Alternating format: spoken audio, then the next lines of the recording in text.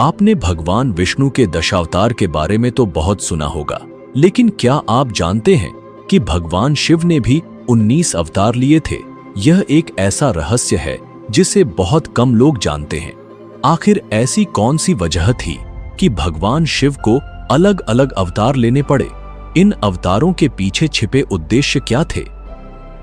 शिव महापुराण के अनुसार भगवान शिव के 2 अवतार आज भी कलयुग में जीवित हैं, और इसके पीछे एक गहरा रहस्य ये है कि इसका संबंध भगवान विष्णु के 10वें अवतार भगवान कल्कि से जुड़ा हुआ है। इतना ही नहीं, भगवान शिव के एक अवतार ने शनिदेव को ऐसा श्राप दिया कि वे जन्म से लेकर 16 वर्ष की आयु तक किसी को भी कष्ट नहीं दे सकते। भगवान शिव का एक ऐसा अवतार भी था जिसमें उन्हें 8 पैरों वाले एक भयानक जंतु के रूप में प्रकट होना पड़ा।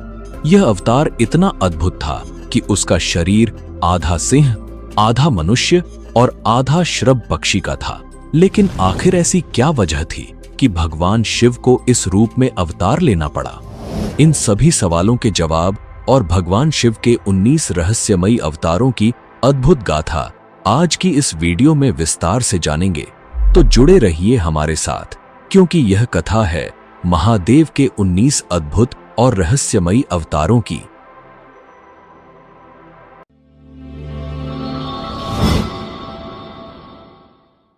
शिव पुराण में भगवान शिव को देवों के देव अर्थात महादेव कहा गया है। वे न केवल सृष्टि के संहारक हैं, बल्कि सृजनकर्ता भी हैं। संहारक का अर्थ केवल सृष्टि के अंत से नहीं, बल्कि पुनर्सृजन की प्रक्रिया से भी है। जब जब धरती पर पाप हावी होता है, जब जब मनुष्यता का अंत होने लगता है, तब सृष्टि को नवजीवन की आवश्यकता होती है। ऐसे में भगवान शिव कभी पूर्ण अवतार, कभी अंशावतार, तो कभी रुद्र अवतार के रूप में प्रकट होकर संहार और सृजन का कार्य करते हैं। दोस्तों, आगे बढ़ने से पहले वीडियो को लाइक जरूर कर दीजिए और कमेंट में हर हर महादेव लिखकर अपनी भक्ति प्रकट करें। अगर आप हमारे चैनल पर नए हैं तो सब्सक्राइब कर लीजिए, ताकि आपको हमारी हर नई वीडियो की सूचना सबसे पहले मिले। तो चलिए शुरू करते हैं।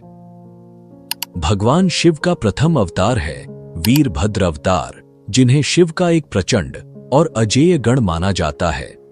उनका जन्म स्वयं महादेव की जटा से हुआ था। यह कथा शुरू होती है प्रजापति दक्ष के महायज्ञ के आयोजन से। दक्ष ब्रह्मा जी के मानस पुत्र थे। उन्होंने अपने विशाल यज्ञ में सभी देवताओं और ऋषियों को आमंत्रित किया, लेकिन भगवान शिव और माता सती को आमंत्रण तक नहीं दिया। माता सती अपने पति महादेव की इच्छा के विरुद्ध पिता के यज्ञ में पहुंची, लेकिन वहां उन्होंने देखा कि न तो उनके पति का सम्मान हुआ, न ही उनका यज्ञ में कोई भाग। उल्टा उनके पिता दक्ष ने उन्हें अपमानित किया और शिव का तिरस्कार किया। इस अपमान से आहत होकर माता सती ने वहीं यज्ञ की अग्नि में आत्मदाह कर लिया। जैसे ही भगवान शिव को यह दुखद समाचार मिला, वे प्रचंड क्रोध से भर उठे। उन्होंने अपनी जटा से एक महाविनाशक योद्धा को उत्पन्न किया, जिसका नाम था वीरभद्र। जैसे ही वीरभद्र उत्पन्न हुए, उन्होंने अपनी प्रचंडता से यज्ञ स्थल को हाहाकार से भर दिया। उन्होंने दक्ष की सेना को परास्त किया, उनके सलाहकारों को दंड दिया और अंततः दक्ष का सिर धड़ से अलग कर दिया। इस घटना का वर्णन स्कंद पुराण, शिव पुराण और देवी भागवत में मिलता है।